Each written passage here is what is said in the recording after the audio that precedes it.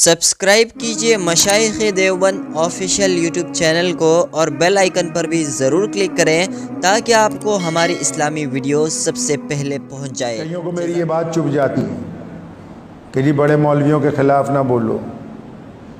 میں اس لیے کہہ رہا ہوں کہ بھائی اگر کسی کو قوم نے بڑا بنایا کس لیے بنایا؟ گھر میں باورچی خانے میں جس کی ڈیوٹی ہے کھانا بنانے کی نا، شام کو نہیں پہنچیں گے تو ناراض نہیں ہوں گے آپ؟ گھر میں مرد کی ڈیوٹی دولت کما کے لانے کی ہے، وہ خالی ہاتھ آئے گا، آپ ناراض نہیں ہوں گے؟ مدرسے میں مدرس کی ڈیوٹی تعلیم دینے کی ہے، وہ نہیں پڑھائے گا تو آپ ناراض نہیں ہوں گے؟ امام کی ذمہ داری وقت پہ نماز ادا کرنے کی، وہ نماز نہیں پڑھائے گا تو آپ کیا ناراض نہیں ہوتے؟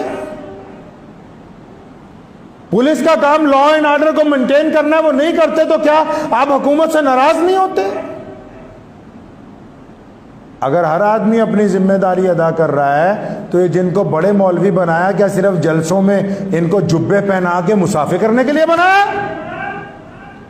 ان کو ہمارا تماشا دیکھنے کے لیے بنایا؟ اس لیے کروڑ روپے کی گاڑیاں خرید کے دی ہیں ان کو کہ جب ہم پر مصیبت آئے تو تم چپ ہو کے بیٹھ جانا اپنے گھر میں؟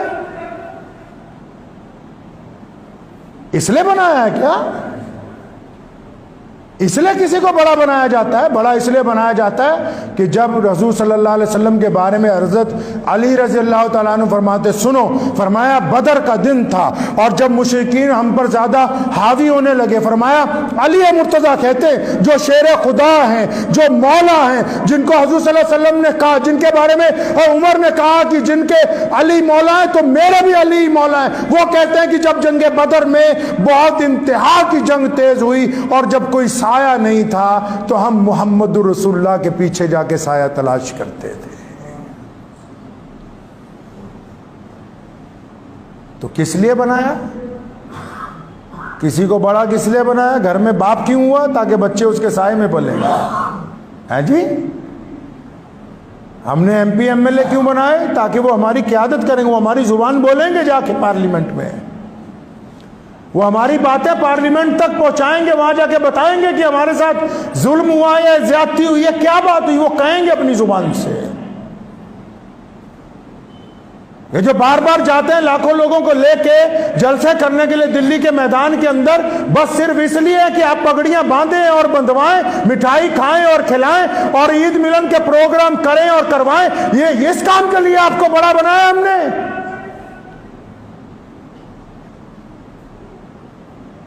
کہ ہماری جب بے بسی ہو تو اس کا تماشا جب پوری اقوام دیکھیں تو آپ بھی ایک طرف بیٹھ کے کہیں کہ ہم نے تو ایک پریس نوٹ جاری کر دیا۔ بس پریس نوٹ اگر جاری کرنے کا مسئلہ ہے پھر اس کے لیے تو 2 سیکٹری رکھ لیے جائے، پوری قوم رکھ لے 2 بندوں کو، یہ پریس نوٹ نکال دیا کرے ٹائم کے اوپر۔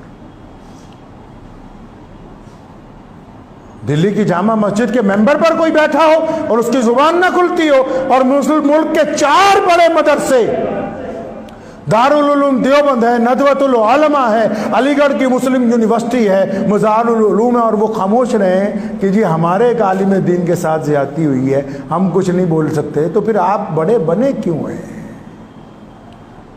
کوئی آپ کے بغیر ایسا تو نہیں کہ قوم نہیں چلے گی، ایسا بھی نہیں ہے۔ میں نہیں رہوں گا تب بھی مسجد آباد رہے گی، تو ایسا تو نہیں ہے کہ کسی کے بغیر دین نہیں چلے گا، اسلام نہیں چلے گا۔ مجھے بہت سارے لوگوں نے روکا کہ ان لوگوں پہ اعتراض نہ کرے، کیوں، کیا وجہ ہو گئی، پتہ تو لگے۔ کیا ہمارا کام ایک وکیل کروا کر دینا ہے، اسی میں آپ ہم پہ احسان چڑھا رہے ہیں کہ وکیل کروا دیا ہے؟ آپ جا کے ملتے وزیر اعظم کو، کیونکہ ہم اس ملک میں جس طرح اور لوگ بستے ہیں ہم بھی برستے ہیں، آپ جا کے اپنی بات کرتے، آپ نے وقت ہی نہیں مانگا۔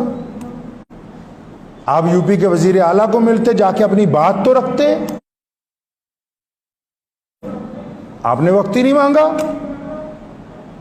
آپ پارلیمنٹ کی سب کمیٹیوں کے ساتھ ملاقات کرتے، ان کو بتاتے کہ یہ جو مقدمہ درج ہوا مولانا پر، جھوٹا مقدمہ درج ہو گیا، آپ گئے ہی نہیں اٹھ کے۔ آپ پریس کلب آف انڈیا تک نہیں گئے، جا کے ان ثبوتوں کو پیش کرتے کہ جناب یہ دیکھیے یہ زیادتی ہو گئی ہے، اس زیادتی کو رد کر دینا چاہیے، مسلمانوں کو بڑی تکلیف پہنچی ہے، مسلمانوں کے ساتھ ساتھ پورے دیش میں جو انصاف پسند لوگ ہیں ان کو تکلیف پہنچی ہے، آپ خاموش رہے۔ تو کہیں نہ کہیں یہ ضروری نہیں ہے کہ جو لوگ سیاسی طور پر ہمارے مخالف ہیں صرف انہی کا قصور ہے، ان کا قصور نہیں ہے، قصور ہمارا بھی ہے۔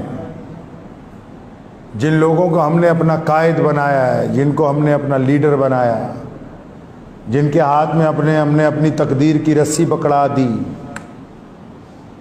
تو انہوں نے ہمیں ہی نظر انداز کر دیا۔ کسی نے کہا نا، وقت بھی ہو گیا کہ تو ادھر ادھر کی نہ بات کر، یہ بتا کہ قافلہ کیوں لٹا۔